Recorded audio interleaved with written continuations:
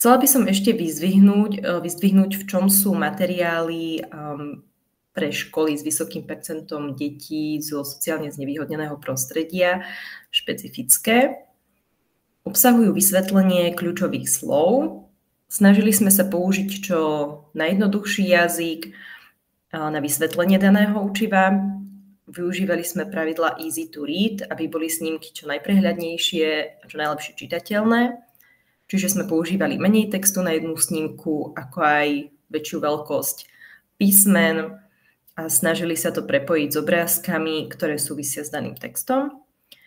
Implementovali sme aj viac audiovizuálnych prvkov do hodín a prvky gamifikácie. Napríklad sa nám overilo používanie Kahootu, či už na zopakovanie predchádzajúceho učiva alebo pre overenie nového vo forme Kahoot kvízov.